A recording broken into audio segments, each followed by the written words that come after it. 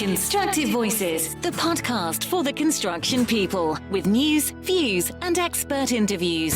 Hello and welcome to Constructive Voices. I'm Steve Randall, and following on from our two special episodes recorded at our COP26 Roadmap event, we continue the theme of sustainability. This time, Henry McDonald will be talking to the team behind Changing Streams, whose aim is to reduce the construction industry's reliance on plastic. Not every plastic can be recycled, so it requires everybody to work together. It requires the manufacturers to work with the contractors, to work with the supply chain, to work together to understand what the impacts are. And if they work together, I think they might find better solutions. And Peter Finn, Pete the Builder, is here, of course. We'll talk in just a moment. Constructive Voices media partner in Ireland and the United Kingdom is Construction Industry News.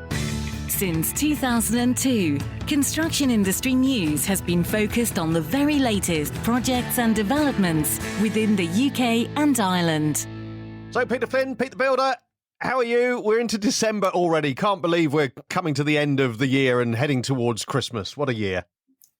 We can nearly hear the jingle bells already, Steve. Yeah, it's been a very fast year. Obviously, it's been a interesting period of time with so much going on in terms of the sustainability and the efforts that are being put in all industries, but in particular in construction, to try and get ourselves into a position where our planet is not being negatively influenced by our construction works. In our last episode, and if you haven't heard it, please go back and listen. Our last episode was based around our event that we did with an amazing panel of experts talking about some of the things that had been discussed at COP26 and really the roadmap for the built environment sectors. I mean, we had some amazing experts talking about some incredible things there. One of those experts is Neal Maxwell. He's an ex-construction boss, and he founded Changing Streams. And we're going to be hearing from Neal and also Wendy Jones, who's a science engagement lead at Changing Streams. And this is all about using different materials, building better with better, more sustainable materials. Yeah, absolutely. The event that we had was brilliant. Such an honour to be involved in it, and still buzzing after it, being honest, because to get so many people to come and contribute the way that they did, I really do think that it's something that other people will learn a lot from listening into, and hopefully we can educate people a little bit, and also hopefully people will take a bit from it. So please do listen back to that one. And then today we're going to be speaking to Wendy Jones, and yes, Neal Maxwell is a man who had a life-changing moment where he basically was working in construction and doing quite well, and then he went on a cruise, and he kind of got to see some of the damage that is being done. Mainly plastics is what the Changing Streams team are trying to change, because as a construction industry we do use plastics a massive amount. Plastic is a good product, but I think we've all had that moment at Christmas time. And Christmas is not too far away, but we've all had that moment where the kids pull apart all the toys, and you look at the amount of packaging that's left after it, and you actually say to yourself, this is just like beyond belief that there's so much packaging goes into such a small item that's left at the end. And you actually have to say to yourself, like, is this really necessary? And the answer is very simply no. The way that we transport our materials at the moment relies heavily on plastic, and plastics, because of you want the products to be transported and kept clean, kept dry, and kept in a kind of a safe, nicely wrapped up environment. And plastic is the perfect material for that.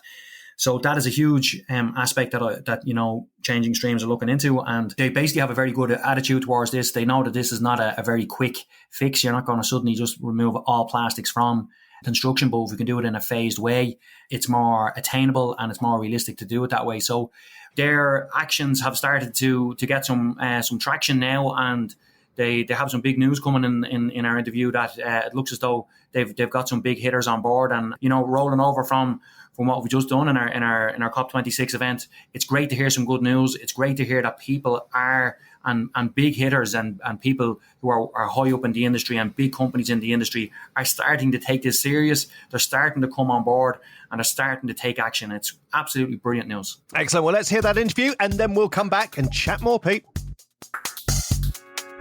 We've talked about changing streams on Constructive Voices before, and Neal Maxwell and Dr. Wendy Jones joined us at our COP26 event. But let's find out more about their drive to reduce plastic use in the construction industry. They've been talking with Henry McDonald. Well, I think I'll start with Neal first. Neal, it's recently been announced that the UK's biggest regeneration business, PL&P, have joined forces with Changing Streams. Can you tell us about the practical aspects of this new alliance? Yeah, thanks, Henry. Yeah, well, basically, this is great news for us because it's the first large developer to have signed our charter as a commitment to reducing their plastic use in the construction process within their business. The project will look at where sustainable alternatives can be used. And we know so far there's been very little effort to understand why plastics are used in the construction sector, and more importantly, where it may be exchanged for something more suitable. This is a pioneer project for both Peel and Changing Streams, which is a first step in a long-term plan to understand this from an academic perspective.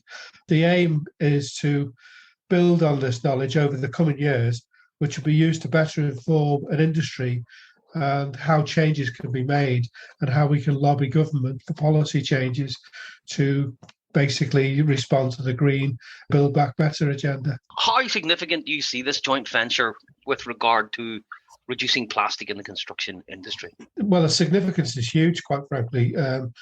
As I said just then, nobody else is doing this in this way. Of course, there are kind of a lot of groups, discussion groups, talking about plastic steering groups, about what is happening with plastic in construction, mainly focused on SUP, single-use plastic, which is highly important. But there's nobody that's actually doing anything from a practical level that's backed by academic rigour. And I think these studies will be the first steps towards changing our behaviours in the construction sector and educating people that operate within that sector to work better, work smarter, work more efficiently, work more sustainably. Are there any other major players in the business who you're in discussions with, even at a tentative level? Yeah, well, we can't give too much away at the moment because I've got some news coming out very, very shortly that you'll see. Hopefully, fingers crossed before Christmas. The deal's been signed. We're just finalising, ratifying the contracts now. But we've signed up a large housing association, which is significant, and the project we'll be doing with them is significant. We've got 2 house builders as well involved now that want to do different things with us. Both have a different requirement in terms of what their ambitions and their aims are. And of course, we have Arup involved. Arup, as people will know, is an international infrastructure firm operating in, I think, 93 countries around the world, employing thousands of people. We're working with them at the moment on understanding how plastics are used and also writing in new documents as a guideline to help people to understand where they may be able to make changes. Looking very into the big global picture here, Wendy, did you see or hear anything at COP26 that was addressing, in a practical sense, alternatives to plastic use? I wasn't there, but I have spoken to people who were there. There was a lot of it, I think, was about reducing fossil fuels and about, those sort of negotiations. But there were over 100 companies there from the construction industry. And while they were looking a lot at things like, the big components, if you like, of construction, reducing cement, which is a huge player in the carbon zero agenda, I think, that there is an acknowledgement that plastic, because of its embodied carbon, is an important factor in this. And we see that as a factor in view of the fact that if fossil fuel for energy reasons is going to be reduced, there's going to be more of a pressure really from the petrochemical industry to use the fuel for plastic. Can you elaborate on that a bit in terms of why would they do that? Well, because if they're selling less fossil fuel to the energy industry, they want to sell it somewhere else, don't they? Quite simply. Yeah, so obviously they'll have to come under pressure as well to reduce their plastic production. Absolutely, yes.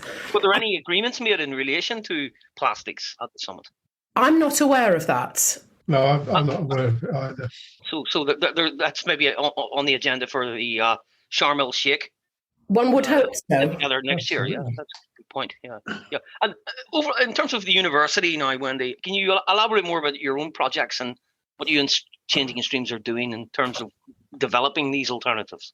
Well, I'm very much a liaison person, not currently, lab-based or anything, but I'm working to identify scientists and computer engineers and people like that who can work with us to look at, for example, ways of developing more information for the industry about what's available in terms of plastic use, looking at alternative sources and looking at what entrepreneurs are doing within the university sector, not just in Liverpool, but across the country, really, to identify options and see how we can take these to a point where they become viable commercial options, which I think is, with a lot of them, is a little way off, really, because you've got to look at all the regulatory aspects as you would with pharmaceuticals or nutrition products or whatever else. The alternatives have to be fit for purpose or people are not going to use them. You talk about entrepreneurs at universities across the UK and so on. Was there anything that stands out that's being developed at the moment? One thing that's interesting that the University of Liverpool have done was to develop a completely wood building over at the Botanic Gardens in Ness, which has been in construction and in use as a meeting room for a couple of years. And that's quite an interesting departure. And I think that's the sort of thing that we can build upon. You've basically answered my question, Neal. COP26, it didn't really come up with practical sort of points or guidelines, did it, for reducing plastic in construction this time around? Not specifically that we came across. We need to see more detail, which we're still awaiting. But I'm actually encouraged by the investments being made towards a greener future. Initiatives like the Clean Green Initiative to scale up public and private investment in a sustainable infrastructure, which is highly important, and the Build Green Infrastructure. Of course, we've got the new Environment Act in 2021 that was agreed at COP26. That makes a breakthrough for sustainable construction, which is legally binding. But it targets air pollution, biodiversity, water quality, and waste. But it's still very little details, if any, on plastics. But of course, those elements take in plastics naturally because the biodiversity, the pollution, the water quality, etc., is all impacted by plastic. So we still need to see a lot more detail on that. When that comes through, I'll be reading it with great interest. In your conversations on sustainable materials as an alternative to plastic, back in October, I noticed that you touched on the issue of a plastic tax. Two questions really on this. The first is, do you actually believe it is a useful tool? And secondly, are you not concerned that the prospect of a plastic tax might put off hard-headed construction CEOs rather than win them over to your side? I think the plastic tax falls short in various areas, not least in the responsibility of the producer rather than the user. Of course, contractors are the user, not the producer. So the plastic tax is levied against the producers themselves. Now, in the immediate term, I don't think contractors will see a great deal of impact once it comes in April 2022. But going forward, within the next coming 6 to 12 months, I suspect that they'll start seeing increased prices for goods because that tax has been applied. They're relying on 30% of the packaging to be recycled material, and if not, it's £200 per tonne charge levied on the product. But of course, the difficulty with the construction sector is that there's so many different types of plastic, and the difficulty is educating people and having that knowledge to know what can be recycled and what can't be recycled, because of course not every plastic can be recycled. So it requires, I think, everybody to work together. It requires the manufacturers to work with the contractors, to work with the supply chain, to work together to understand what the impacts are. And if they work together, I think they might find better solutions. It's a common theme across all that could service all, because otherwise there's going to be the producers doing one thing and the contractors doing another. And it doesn't go far enough in my view. And Wendy, what's your view of the usefulness of a plastic tax? I do agree with Neal, but I think that ultimately we do have to have policy changes. it's all very well expecting people, consumers, to make changes, whether it be in their supermarket shopping or whether it be in their personal care products or whether it be in construction. But at the end of the day, that is not going to drive sufficient change that the world needs. And I think ultimately there has to be policy change. Now, whether policy change has to be done with a carrot and a stick, and the stick would be the tax, then that's still up for debate, I think. But I think ultimately we have to get enough evidence to be able to take it to government and say, look, we have to have policy change. And if a tax on plastic use is part of that, like we have a tax on fuel, well, so be it. It's also very difficult for businesses. Not many businesses can understand how much plastic packaging waste they use or waste. They don't have the ability, they don't have that knowledge and that ability to collect that data. So it's really hard for these companies to break that out into real quantifiable terms. But that's an area where we can help as changing streams, because we go into these companies, manufacturers, contractors, and we can do pieces of research, pieces of consultancy with those companies to help them to understand that better. And this is where we benefit, our clients benefit from us, because we act as that bridge between academia and industry. We go into industry from an academic perspective and help them to become greener, to understand the plastic packaging that they're using and measure that if we can, and also provide a report which will help them to reduce their usage, that reduces waste output and reduces the costs to the business, which is all a positive thing. So people should be encouraged to come and talk to us, because that's exactly what we can help them with. I mean, in terms of people talking to changing streams, can you quantify, Neal, even in a rough way, how many approaches you've had since setting up from building firms and construction businesses? Significant amounts of people. One of the things we did during COVID, we had time to review the business, so we kind of launched memberships, and that's been really successful. We're relaunching that, I think, in the very near future, because we've built our infrastructure now a lot more. We've got interest from a lot of people. We've spoken to some of the largest organisations in the UK, including the largest building supply company in the UK, one of the largest in Europe. We've spoken to one of the largest house builders in the UK. We are speaking to the largest housing associations. We're in discussions with with the City of London. They operate everything in the square mile in London. So we're in discussions with them about how we can help them to reduce their plastic footprint. So there's been a great deal of activity. Of course, it takes a lot of time to do all this. I mean, Rome wasn't built in a day, but we've been going since 2019 and we've made significant steps. And I think 2022 will be a transformational year for us, because that's the year that we start in earnest with real work, with real projects, real research and real consultancy. So this time next year, we'll be having a different conversation, hopefully, and we'll be able to then be in a position, I'm hoping, to be able to present at Sharm el-Sheikh. Ideally, we'd like to present there, because it's important. This is a highly important piece of work that we're doing. There's a lot of emphasis, as we know. COP26 was around the global warming, around reduction of carbon, reducing temperatures to 1.5 degrees. We've all become carbon junkies, which is fine, because that's highly important. But I don't think you can discard the other elements in that, because we need to bring those other elements into play. We can't just go down one route and say, well, we're going to hit carbon, we're going to reduce the fossil fuels, we're going to not burn so much oil, etc., so forth and so on. You've got to bring the other aspects in. And plastic is a big aspect of that. So in the world, we produce 380 million tons of plastic a year at the moment. 20% of that goes to the construction industry. And the construction industry in the UK generates 50,000 tons of plastic packaging waste a year. Now, when I tell you the plastic production is due to triple by 2040, that's a danger point, because it takes fossil fuels to produce plastic. So you aren't going to achieve your carbon goals if you ignore the plastic. on a practical level, tell us about your plastic-free July.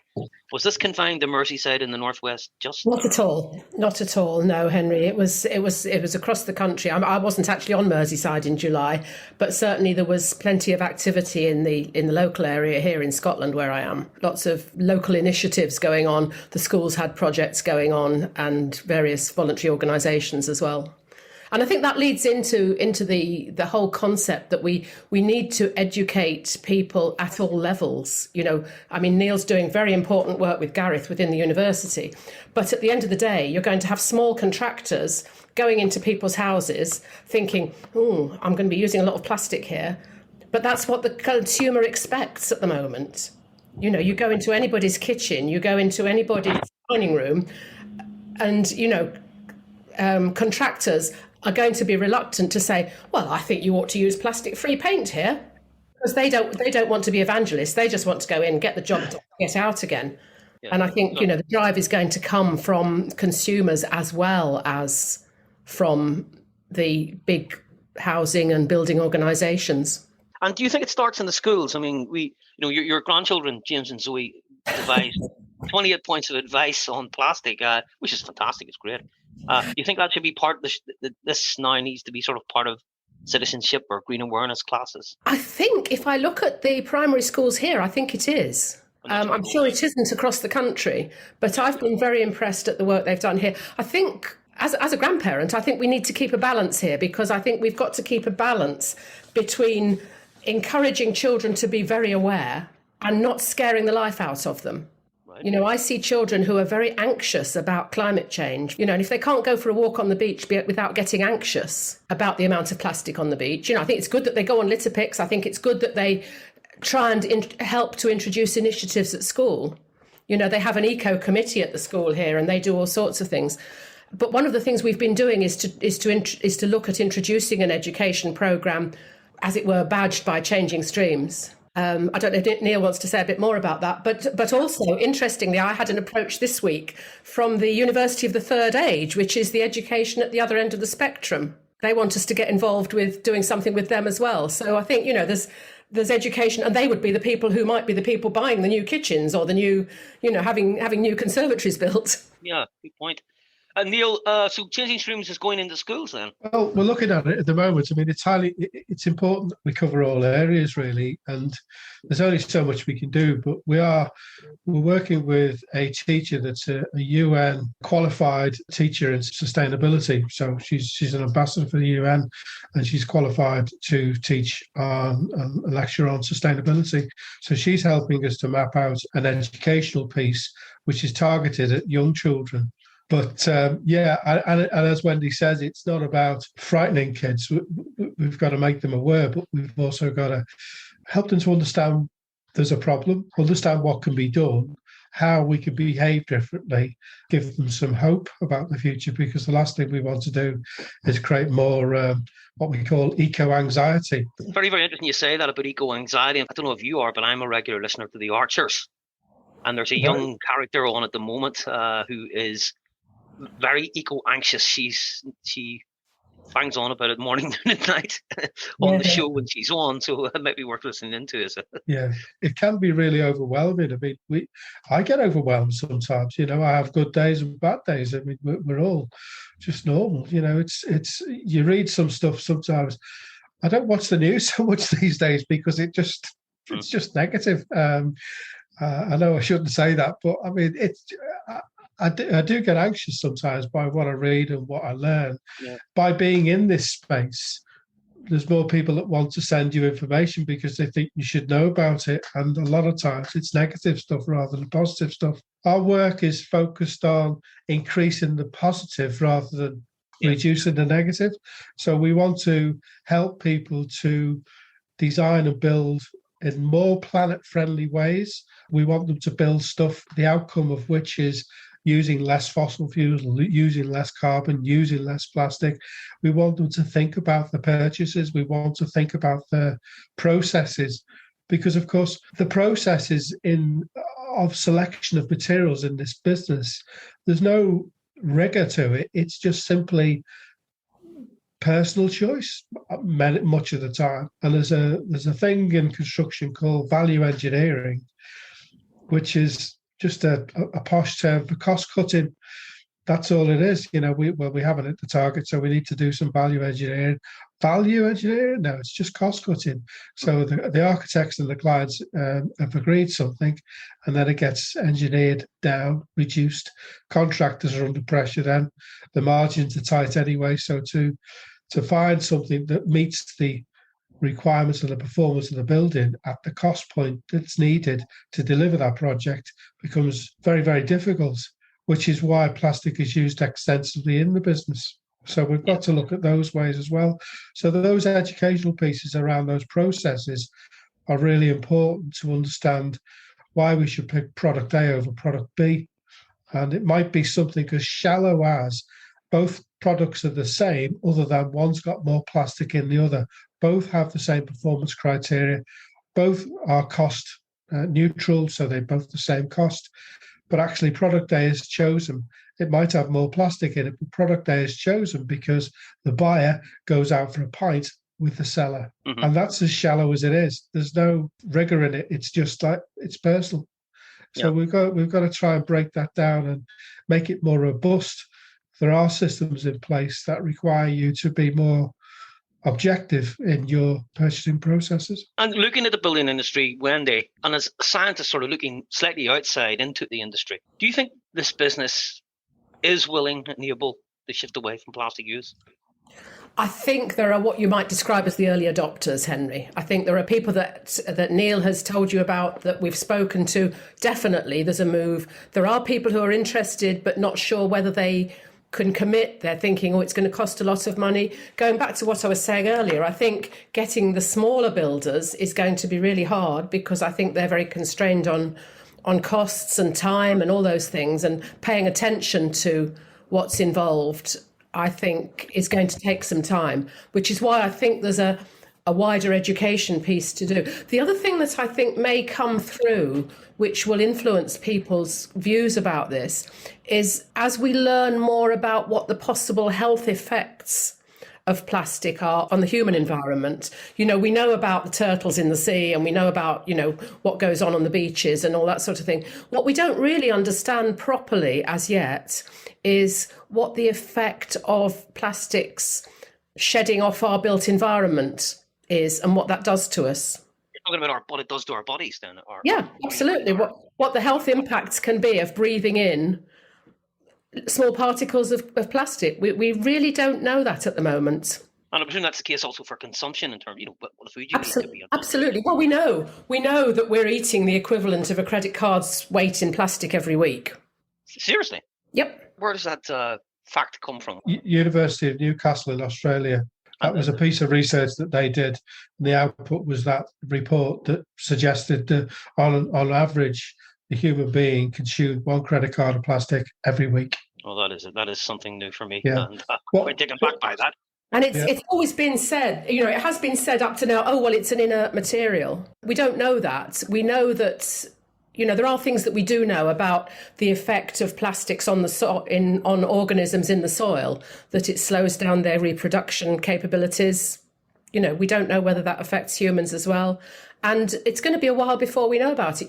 Years ago, people said, asbestos is the best insulating material you can get. That obviously applies both in terms of breathing and eating to anyone working in the building industry, because they're going to be surrounded by a lot of plastic. Absolutely. I've spoken to builders who say, I know when I've been working with polystyrene or I've been working with insulating material, I can feel it in my lungs. We shouldn't be scary about it, because we don't know that we don't have the data at the moment, but there is a lot of work beginning to come out. I've seen that there's work coming out, and I think that will be something else, another watch this space thing. Okay, in terms of watch this space, a final question. We've got two final questions for you. The first, Wendy, and I'm sure Neal will want to chip in here too. After COP26, are you more optimistic that the world has woken up to the impact of plastic on the environment, or should it be asking you that question after Sharm el Sheikh next year? My thought is it's a slow burn. I don't think COP26 made a dramatic impact on people's understanding of the effects or the need to reduce plastic per se. I think there were other bigger things on the agenda. Oh, I agree, Wendy. The emphasis this year, quite rightly, was on the carbon reduction. But as I said earlier, we need to bring that plastic question into the equation, because it's not a binary option. You shouldn't really lead on one and not really consider the other. And considering SUPs in isolation, to say that dealing with it is not sufficient enough. We do need a lot more leverage on that. We do need to increase awareness about it and bring that into the equation a lot stronger. Now, we know that the carbon reduction program is now being looked at within the planning process. So it will become a condition of planning at some point in the future. We think in quite the near future. That's what we hear. As part of the planning approval process, you'll be required to achieve XYZ carbon goals. Well, we'd like the plastic element to be attached to that as well. So watch this space, because that's what we're hoping for. So I think Wendy's right. There'll be more on plastic in Sharm el-Sheikh. And I think that's when we start to really raise the profile of the damage that's being done. I think also there's the issue that, at the moment, there's quite a feeling with plastic, well, if we can recycle it, that's good. And I think the answer is that recycling plastic prevents it being single use, whether it's something that you've used once in a building or whether it's single use packaging.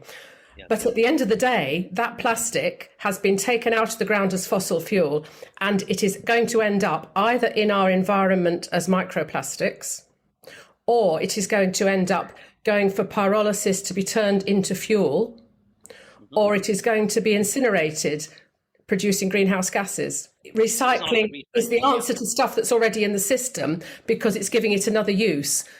But allowing that to be a reason for producing and using more plastic is not the answer. So, Neal, pandemic permitting, the mutating pandemic permitting, we will see a presence of changing streams at the summit next year? Well, let's hope so. That would be an ambition of ours. We missed out this year because we really didn't have anything to report of significance. This time next year, we should have something coming out. As I say, we're making a big announcement before Christmas, hopefully, about this housing association, which will be in the press and on the news, hopefully. That's a big project, and that will produce lots of data, lots of papers, which will be shared through the open market as that comes through. And it's very important that this information is shared with everybody. It's quite important that we share this with the industry as a whole, and it's not to give anyone or any organisation a commercial edge or a commercial gain. We're not about that. So this has got to be shared throughout industry to help everyone to understand what can be done, how it can be done, and where it can be done. And that research and that consultancy continues. And we would welcome anybody that's interested, that's operating in this space, manufacturers, contractors, developers, pension funds, anybody that is involved with the built environment.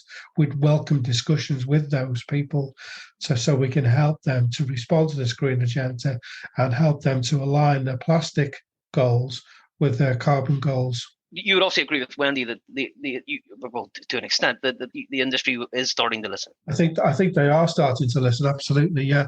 And as Wendy said, there are believers and non-believers. Let's put it that way. So recently, we were developing a piece of work with a three-party setup. So that was a developer, a contractor, and the University of Liverpool and us. So, we act as one, if you like. And it required each party putting in a significant amount of money. There was also a project manager involved as well. So each organisation had to put equal amount of money in to do a piece of research.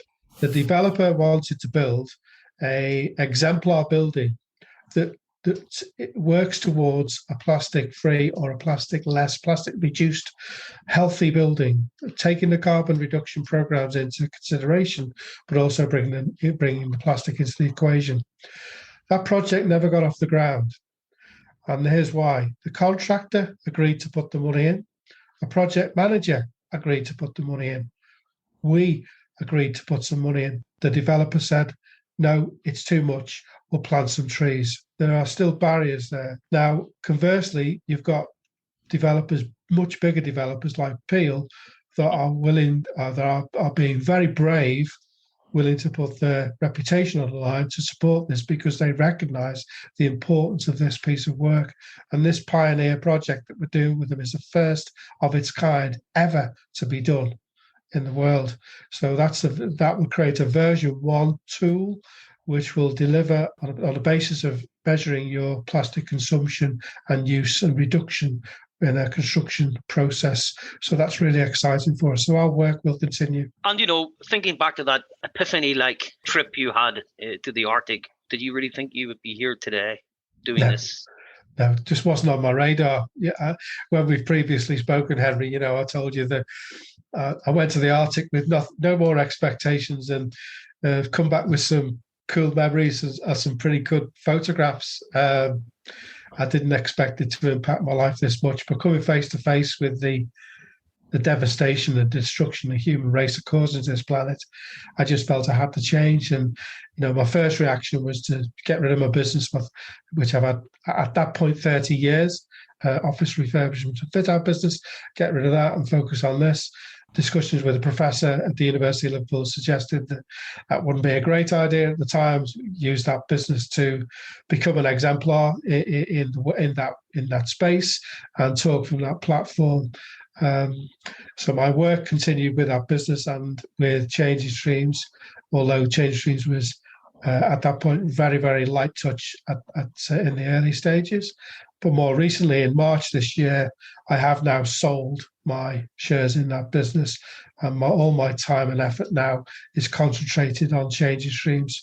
So that is my life now. That's my work. I've got, like Wendy, I've got grandchildren, and it's important that we do this work because I want my legacy to be something that my grandchildren and their children could look back and say, well, at least Pappy did something about it. What happens in future, we don't know. Nobody's got a crystal ball, but at least we're doing something about it and not sitting on the fence. Constructive Voices, the podcast for the construction people. So, Pete, we've heard from Neal, we've heard from Wendy talking about, changing streams and eradicating or reducing the amount of plastic used. But this actually is our first opportunity to talk more about COP26 and particularly our event, which was featured heavily in the last episode.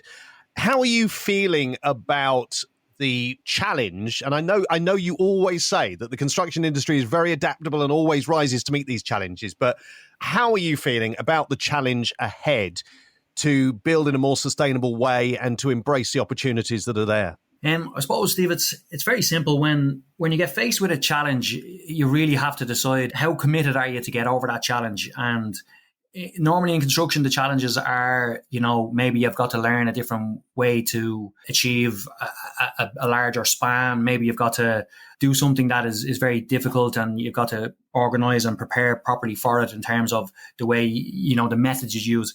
When it comes to this challenge, we have got the best invested interest that you could ever possibly have. And that is the reality of where we're at is if we keep doing what we're doing with our planet, we are going to depreciate our planet at a very rapid scale. You know what? Me and you, Steve, we may not be around to see the real damage that happens. It's the generation after us and hopefully the generation after them again that we need to start thinking about. And this is a global issue, and it's not just for the construction industry, but we're construction people and we need to start doing what we can in construction. And what we discussed in our last episode, it presents alternatives. It gives clear indications of where we're at.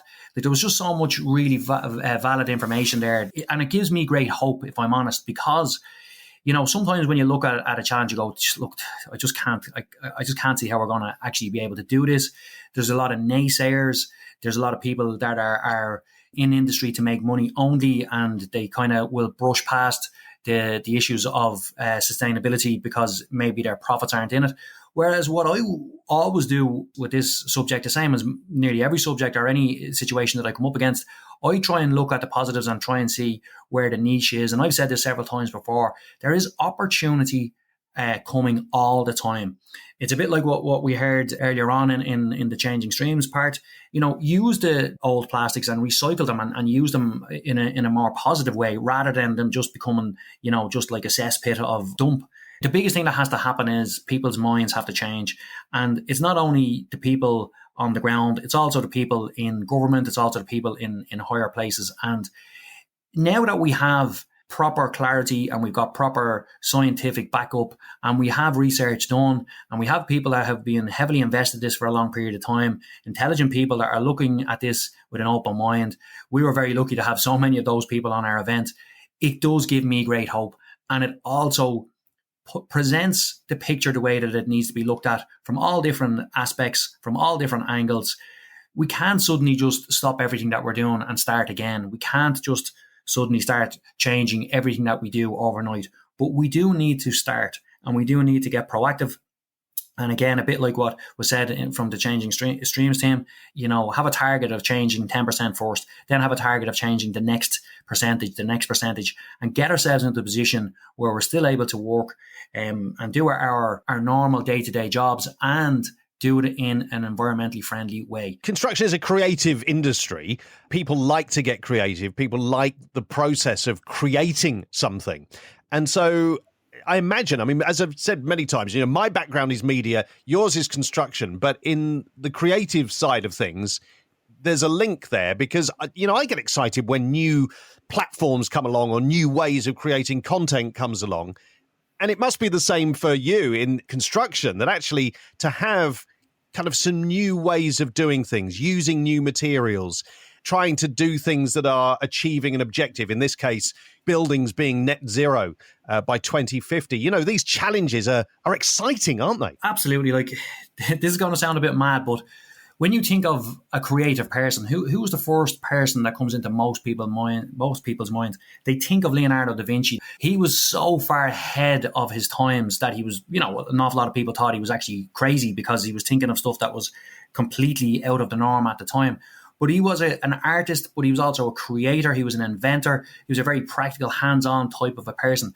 Now, we're not starting from a blank canvas the way that maybe he was way back when, but people now, creators and inventors and people who have that creative edge to them, they have the opportunity now to look, and they're already doing it, by the way. This is not something that, isn't happening. This is happening at the moment. There's scientific research going on, and there's so much creativity happening in the world, but it's so exciting. There's such an opportunity, and there's also a push and a will for people to try new things. So if you're a creator, if you are the modern day Leonardo da Vinci, here is your canvas, here is your opportunity to go and do this.